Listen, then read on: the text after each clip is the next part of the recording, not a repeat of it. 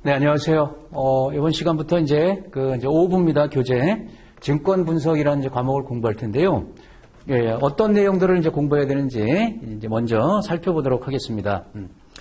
이 증권 분석 파트에서요, 15문제나 출제되니까 굉장히 많이 출제되는 거예요. 그러니까 저하고 쭉 이렇게 공부를 해오지 않았습니까? 과목별로. 근데 그 어떤 과목보다도 시험 대비 굉장히 중요하다. 왜? 많이 출제되고요. 그 페이지 수를 보면 많지 않아요. 그래서 철저하게 대비를 해야 되겠습니다.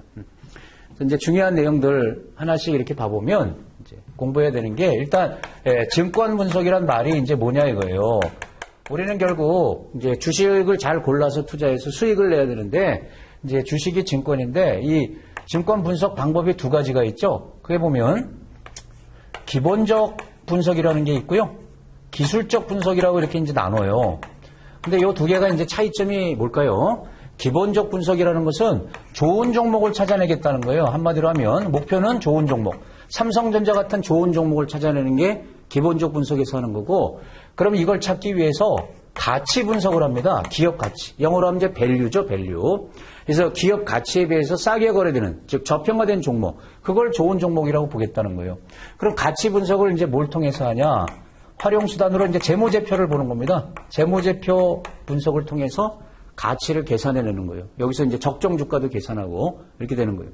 반면에 기술적 분석은 좋은 종목이라고 해서 꼭 여기 투자한다고 돈 버는 게 아니죠. 타이밍이 중요해요. 그래서 매매 시점을 포착하는 걸 목표로 하는 게 기술적 분석이에요. 그럼 여기서는 가치에 주목하는 게 아니고 그냥 주가 그 자체, 가격 또는 거래량. 그러니까 주가가 지금보다 올라가냐 떨어지냐 이제 그걸 보겠다는 거예요. 그래서 시점 포착한다는 것은 딱 두 개입니다. 매수 신호로 볼 거냐, 매도 신호로 볼 거냐. 그럼 뭘 활용하냐? 이제 차트를 보겠다는 거죠. 그 주식 차트가 있죠. 이 중에서 우리 교재의 구성을 보면 대부분 이 기본적 분석에 대한 얘기를 하고 있어요. 기술적 분석은 그 마지막 장에 간단하게 돼 있고요. 저는 이제 기본적 분석을 쭉 다루는데, 그러면 이 기본적 분석할 때 이제 접근 방법이 또 있단 말이에요. 일반적으로 사용하는 것은 이제 경제 상황을 먼저 분석하고, 그 다음에 이제 산업을 분석하고, 그 다음에 이제 기업을 분석해서 종목을 골라내는 이 순서대로 일반적으로 해요. 그럼 이걸로 갖다 뭐라고 그러냐면 큰 쪽에서 작은 쪽으로 갔죠. 그래서 이걸 이제 탑다운 방식이다 이렇게 이제 부릅니다. 이걸 이제 접근 방법이라고도 표현하는데요. 반대로도 할 수 있습니다, 여러분. 정답은 없어요. 기업 분석, 산업 분석, 경제 분석 이렇게 거꾸로 올라오는 것을 버텀업이라고 얘기하고 반대로 하는 걸 탑다운이라고 얘기하는데 일반적으로 이게 세련된 거예요, 여러분. 경제 상황 보고 유망 산업을 찾아서 거기에 속한 이제 기업 이렇게 분석해 나간다. 그래서 이제 교재가 그렇게 돼 있어요. 자, 이제 경제 분석이란 파트가 있는데요. 이 경제 분석에서 이제 다루는 게 뭐냐면 한마디로 하면 우리 이제 그 경제를 표현하는 여러 가지 경제 지표들이 있죠. 그래서 첫 번째 뭐 이렇게 해볼까요? 경제 지표와 흔히 거시 지표라고 얘기하는 거와 주가와의 관계, 상관관계를 보겠다는 거예요. 대표적으로 뭐 GDP, 한 나라 경제 규모를 GDP로 보죠. GDP하고 주가는 비례관계죠, 여러분. GDP가 증가하면 경기가 살아나는 거니까 이제 주가는 올라가겠죠. 그 다음에 이제 금리와 주가, 또 물가와 주가, 그 다음에 환율, 이런 것도 주식시장에 영향을 주기 때문에 환율, 또 이제 정부가 피는 정책, 정부가 경기를 부양하기 위해서 피는 이제 정책들이 있는데, 이제 재정정책하고 금융정책이라는 게 있어요. 그러니까 정부가 경기를 부양하면 일단 이제 주식시장에 긍정적이 되겠죠. 그러니까 이런 것들이 긍정적으로 영향 주냐, 부정적으로 영향 주냐, 이제 그걸 다룰 거고요. 또 하나가 이제 향후 경기 예측하는 방법을 볼 거예요. 앞으로 경기가 좋아질지 나빠질지 어떻게 알아요, 여러분? 정답은 없는데 그래도 이제 전문가들은 예측하려고 한단 말이에요. 여기서 대표적으로 두 가지. BSI라는 걸 이제 공부할 거고요. 그 다음에 이제 CI라고 그래서 경기 종합지수. 요 BSI가 뭐냐면요. 기업가한테 설문조사하는 거예요. 우리나라 경기를 좋게 보냐, 안 좋게 보냐, 긍정적, 부정적. 그래서 이걸 이제 비율을 보고, 경기가 이제 확장 국면이다, 수축 국면이다, 이렇게 판단할 수가 있는데 요거는 여러분 이제 그 비율 계산하는 것도 날 수가 있습니다. 이건 설문조사하는 거고 그리고 요거는 이제 경기와 관련된 여러 가지 지표들을 종합화해 가지고 이제 보겠다는 거예요. 종합지수라고 이렇게 부르는 거예요. 컴포짓 인덱스. 그래서 자, 어떻게 해석하는 거냐? 어떻게 계산하는 거냐? 이제 이런 걸 경제 분석 파트에서 다룰 거고요.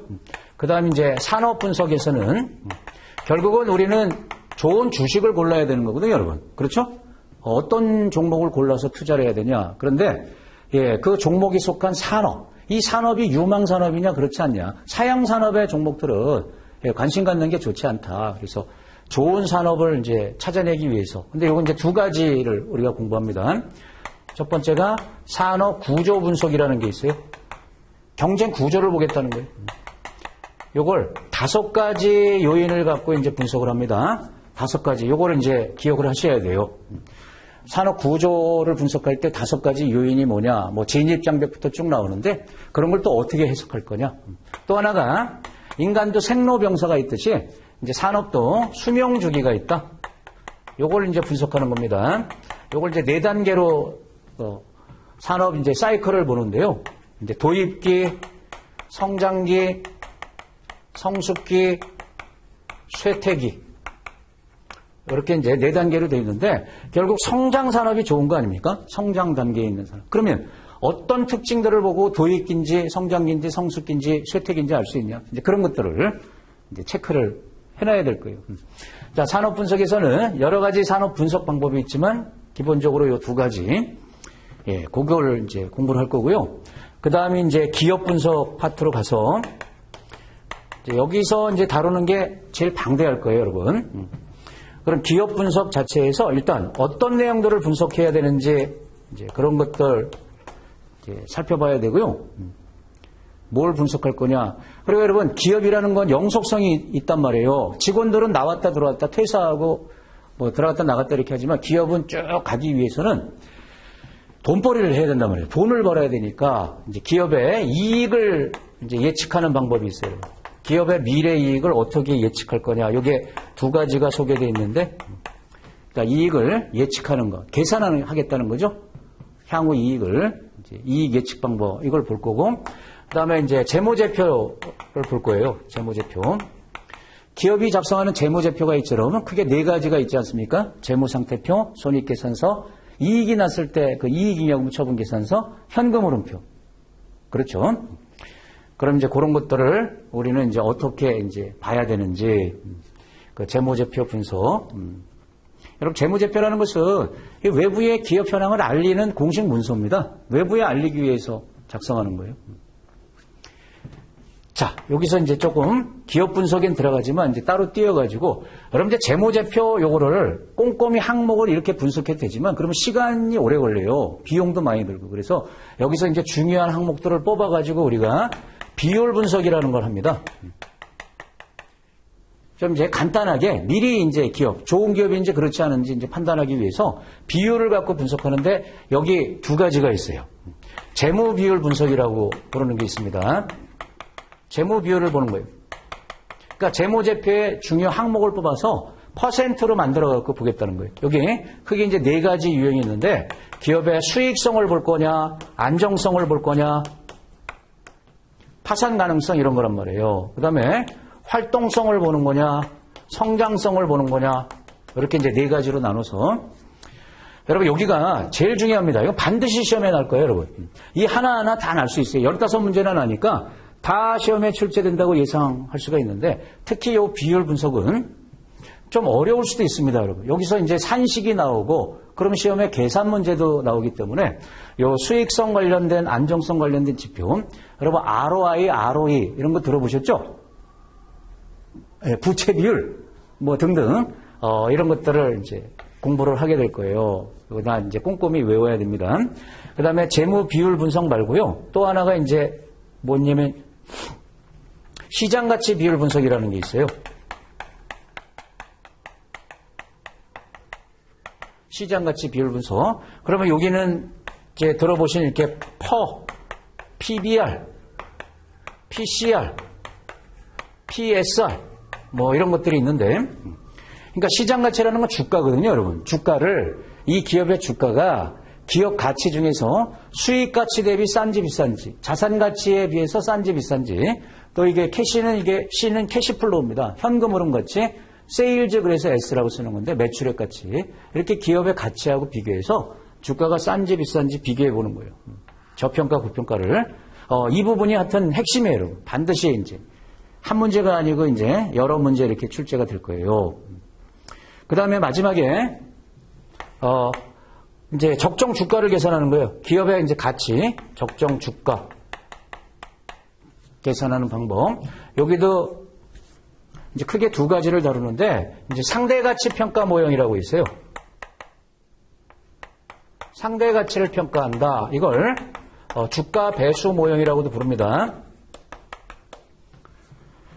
자, 여기서는 어떤 지표를 활용해서 기업의 주가를, 적정 주가를 계산할 수 있냐. 그 다음에 따로 띄어서 하나, FCF 모형이라는 게 있어요. 이 FCF가 프리 캐시플로우 그래서 이제 잉여 현금이라고 불러요. 잉여 현금 흐름. 그러니까 이제 남은 현금 흐름. 예, 그걸 토대로 해서 기업 가치, 적정 주가라는 건 결국 이제 기업 가치하고도 관련이 있는 거죠. 그래서 이제 요 파트에서는 요거 구분하는 거 상대 가치 평가 모형에 들어가는 게 결국 이런 겁니다. 이게 다 상대 가치로 평가하는 거기 때문에 이런 걸 이용해서 계산하는 거예요. 그다음에 이거 따로 띄어서 잉여 현금 흐름 가지고 이제 주가를 계산하는 방법이 있다. 요게 소개되어 있고, 자 마지막에 여러분 요 6번까지가 다 기술적 분석과 관련되어 있다. 저 기본적 분석에서 다루는 거다. 이렇게 보시면 되는데, 이제 기술적 분석. 차트 보는 거 있죠? 요거를 이제 간단하게 볼 거예요, 여러분. 간단하게. 그럼 이제 뭘 보냐면, 상대적으로 기본적 분석에 비해서 장단점이 있단 말이에요. 장단점. 장점은 뭐고, 단점은 뭐냐. 이제 그런 것들 살펴놔야 되고, 그 다음에 또 하나가, 요 기술적 분석도 차트 보는 거지만 이제 종류가 있습니다. 종류. 예를 들면 이제 추세 분석이라는 게 있고, 추세 분석은 어떻게 하는 거다. 그 다음에 뭐 지표를 통해서 분석하는 것도 있고, 패턴을 보고 반전형 패턴인지 지속형 패턴인지, 또는 뭐 이제 심리. 여러분 기술적 분석 차트는 심리에 따라 결정되는 거예요, 여러분. 그래서 이렇게 심리 분석도 여기에 들어가고, 뭐 목표치 분석. 제가 왜 이걸 다 열거 했냐면 이런 시험 문제를 예상해야 돼요. 여기서 주로 출제되는 것은 장단점을 물을 거예요. 그리고 이런 것들이 소개되어 있는데 아주 구체적인 게 없어요, 여러분. 추세 분석은 뭐다? 한 3-4줄씩만 이렇게 나와 있기 때문에 이 종류를 시험에 물어요, 여러분. 다음 주 기술적 분석의 분석 방법이 아닌 것을, 그럼 여기다 이제 엉뚱한 걸 집어넣는다는 거죠. 기업 분석에서 하는 거라든지 여기 산업 분석할 때 하는 거, 뭐 수명주기 분석이다, 뭐 이런 것들을 이제 넣어가지고 구분할 수 있냐. 자, 핵심 이제 이런 것들을 다룰 겁니다. 그래서 어떤 게 더 중요하다 이런 것보다 15개나 출제되니까 하나하나가 다 이제 시험 문제로 나올 수 있다. 그래서 여기는 여러분 전체적으로 시간은 짧게 이렇게 강의가 이루어집니다. 이제 4시간 정도 이렇게 강의가 돼요. 왜? 그 페이지 수가 많지 않다 그랬죠? 하지만 많이 출제되기 때문에 철저하게 대비하는 게 중요하다. 예, 공부하시다가 이거 어려워서 포기할 거야. 절대로 그러면 안 된다는 거예요, 여러분. 산식, 제가 중요하다 그러면 반드시 외우시고요. 그거 계산하는 방법도 문제풀이 이런 걸 통해서 숙달을 시켜놔야 되겠어요. 네. 이렇게 말씀드리고 본 강의 때 뵙도록 하겠습니다.